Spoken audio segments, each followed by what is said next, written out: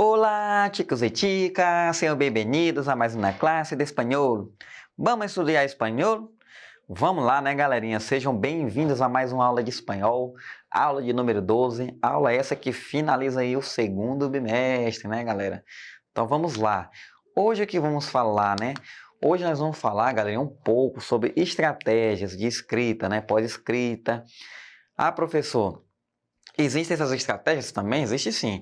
Lembrando aqui, né, lembrando que anteriormente, né, em outras aulas anteriores, nós falamos algumas estratégias de leitura.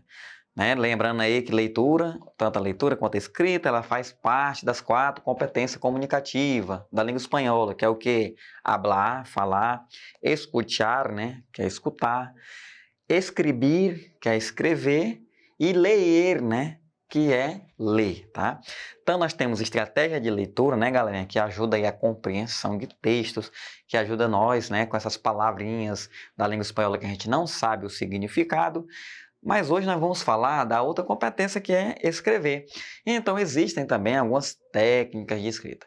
Vamos lá para o nosso slide, na tela, aí, né? Gaturro Escuela, né? Gaturro é um personagem aí, né, bem típico aí da língua espanhola.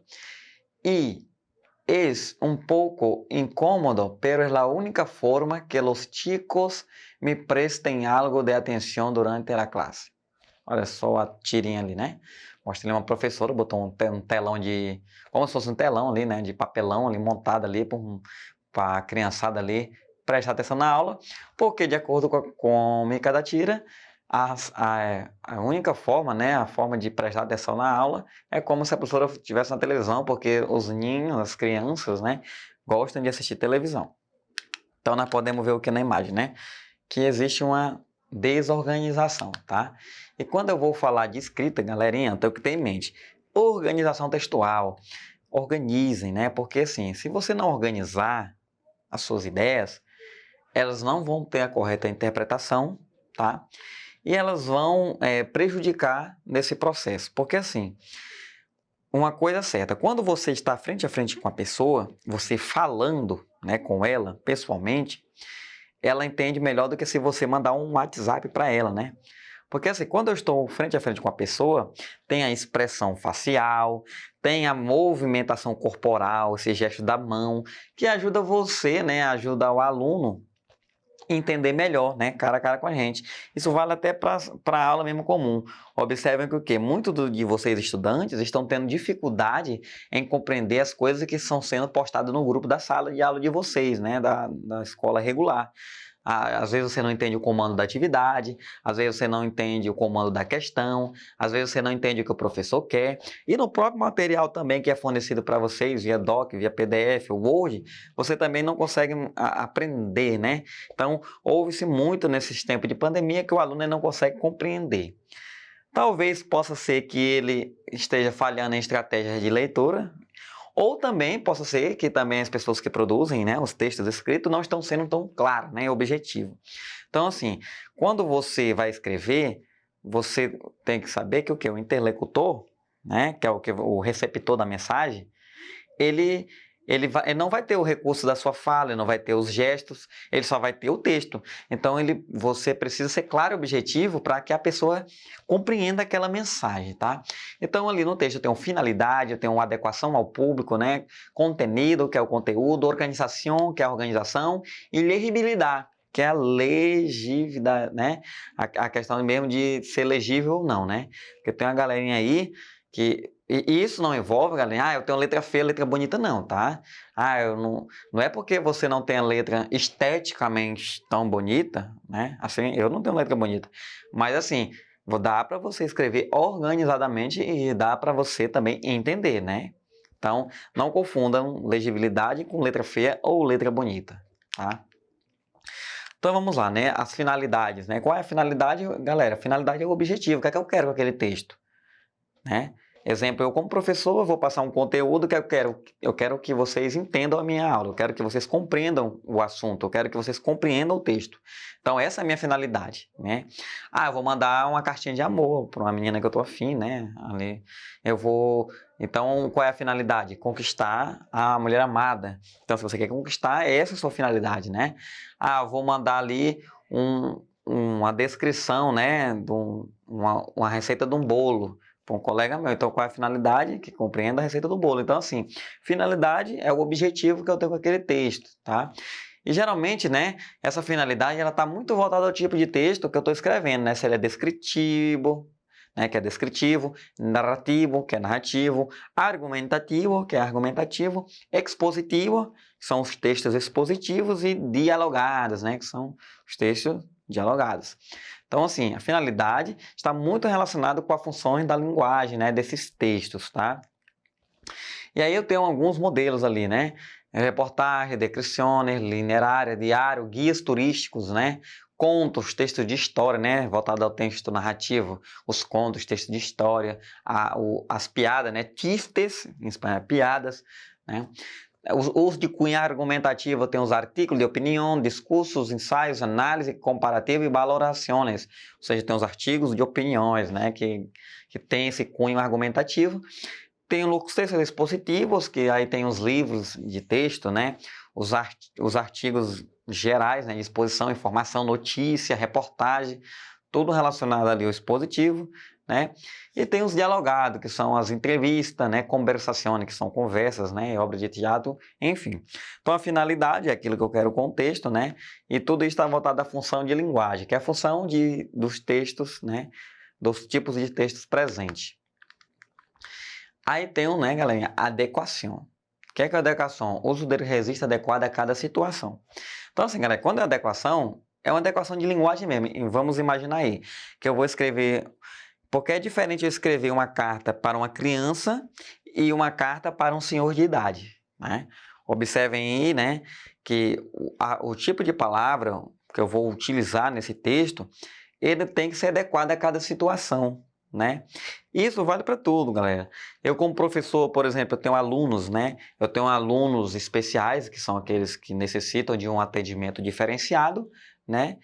E tem os alunos regulares, né? Que são os que não necessitam de atendimento especializado, né? Então, tudo isso é uma adequação. A própria Libras que vocês estão vendo simultaneamente aqui, né, na tela com a nossa aula, é um tipo de adequação. Por quê? Porque o recurso que eu estou utilizando aqui é a oralidade, né? E as pessoas surdas, elas não conseguem ter acesso à minha oralidade. Então, ela tem acesso aqui à linguagem de sinais. E essas linguagens de sinais é uma adequação do meu conteúdo. Então, assim, qualquer texto que eu vá produzir, né, para qualquer tipo, né, ou tipo de receptor, eu tenho que fazer uma adequação. Isso, né, na linguagem, se é para um senhor, se é para uma criança, se é uma pessoa que tem necessidades, né, enfim. A adequação é tal o quê? Eu colocar meu texto de acordo com o receptor, tá? Aí eu tenho ele contenido, né? Ele contenido é o conteúdo em si, né? Todo texto, né? Eu preciso ter um conteúdo, né? Eu vou falar aqui, sei lá, eu preciso ter do que eu vou falar, do que eu vou tratar, né? Qual o conteúdo que eu estou utilizando ali, ou seja, a própria escrita, né? E aí temos a organização textual, né? Tanto para a questão mesmo, né, da coesão, da coerência, e tanto também a questão do texto em si, galera. Olha, observe na imagem direita, né, nós temos ali um caderninho, aí nós temos o quê? Tamanho de letra, né? A margem, porque tem pessoas, né, que não utilizam as margens corretamente. Isso vale também até na hora de você produzir a sua redação, né? Quando chegar no ensino médio aí, no Enem, tem que produzir redação, você precisa utilizar esses recursos de organização textual, tamanho de letra, margem, né? Toda essa questão aí. E também as ideias do texto, né? A questão da coerência, da coesão, tá? Aí nós temos a legibilidade, né? Que é a iniciativa dirigida a ser mais clara e legível a informação que se comunica. Aí temos ali duas imagens que fazem esse contraste, né? A primeira você não consegue ler nada, porque né, tá a questão tá tudo um garrancho ali, ninguém compreende, né? O aluno ele tem muita dessas, às vezes ele com pressa, ele acaba escrevendo de qualquer jeito, fica difícil para a gente entender, né? Então, tenham sempre legibilidade na escrita de vocês, né? Não é questão de letra bonita ou letra feia, mas legível, né? Você tem que dar os espaços corretos, utilizar a margem correta para seu texto ser compreendido. Então, vamos lá, galerinha, as nossas atividades práticas, né? Nossas atividades práticas de hoje. Ordene o texto segundo sua finalidade. Ou seja, ordene o texto de acordo com a sua finalidade, né? Então, temos ali os tipos de texto: narrativo, descritivo, institucional, argumentativo, expositivo. E temos ali os propósitos de intenção, ou seja, a finalidade. E você tem que relacionar uma finalidade ao seu tipo, tá? Então, ali, o primeiro, ó, informar e a ser compreensível o conteúdo, ou seja, informar e fazer compreensível um texto, né? É o que? É uma função expositiva, né? O texto expositivo, ele quer informar algo, né? Notícia é um exemplo, né? As matérias de grandes jornais são exemplos. Generar uma ação determinada receptor, ou seja, criar uma ação, né? Ou seja, gerar uma conscientização que ele mude sua ação, tá? Então, isso é um texto instrucional, né? Quando eu dou uma instrução que vai fazer uma ação. Expressar acontecimento na linha de tempo, né? Um passado. Esse aí é o quê? Narrativo, né? Quando eu vou expressar o acontecimento de um tempo passado, eu vou fazer uma narração. Caracterizar propriedade, fenômenos. Isso aí é o que? A finalidade descritiva, né? Descritiva é o que? O texto que eu caracterizo, né?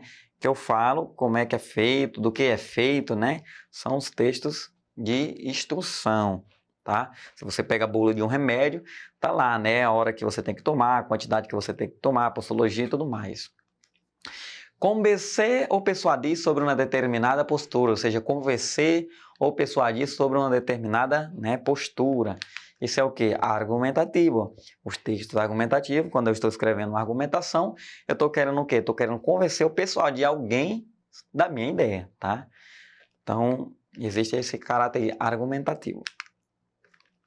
Aí nós temos um textinho aí, né, que ele está totalmente desordenado, sem nexo, né? Foi totalmente bagunçado. Los padres sus hijos que não devem de hablar e ver com pessoas estranhas, não se dão conta de que o mesmo nível de superação e orientação lá puerta. Ou seja, o texto ele foi embaralhado aí as palavras, né? Não tem nem como fazer a tradução, galera, porque tá tudo bagunçado, né? Vamos fazer a ordenação dele corretamente, tá? Aqui, ó, no slide 2, aqui depois, ó, aí agora ficou certinho, né? Então, isso aí é organizar texto, né? Observe aqui que um texto bagunçado não dá de você compreender, extrair ideias. Por isso que eu falei a questão da organização. Já aqui tá certinho, ó. Los niños e la internet, né? As crianças da internet. Ó. A maioria de los padres advierte sus hijos que não devem falar com pessoas estranhas. Ou seja, a maioria dos pais adverte seus filhos que não se deve falar na internet com pessoas estranhas. Ou abrir la puerta a um desconhecido se estão solos em casa, né? Ou seja, não vai abrir a porta de casa se você está sozinho em casa para um desconhecido. Ou não dar nenhuma informação qualquer que llame por telefone, ou seja, não dar nenhuma informação se você receber uma chamada pelo telefone, né? Com as crianças aí. A maioria dos padres também controla onde vai jogar com seus filhos, quais programas de televisão deve ver, e o livro e revista que ele lê. Ou seja, a maioria dos pais, né, a maioria, controlam os programas de televisão, né? Pelo menos aqueles que têm tempo para isso, né? Ou que os fazem. Os livros que devem ver, as revistas. Sin embargo, muitos padres não se dão conta de que o mesmo nível de supervisão e orientação se deve de prover para o uso da colocação em linha, ou seja, as instruções também aos cuidados que as crianças devem ter com a internet, né? Então, assim, galerinha, chegamos ao final de mais uma aula, tá? Não esqueçam de acessar o portal Eduquem, né? Entre lá, faça as atividades, tem atividades complementares, pesquisem mais sobre os assuntos, não esqueçam também de fazer a atividade da escola de vocês e hasta luego!